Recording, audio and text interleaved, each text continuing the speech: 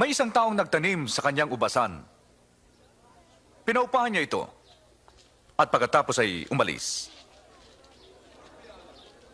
Nang dumating na ang panahon ng anihan ng ubas, sinugo niya ang isang alipin upang kunin ang kanyang parte sa ubasan.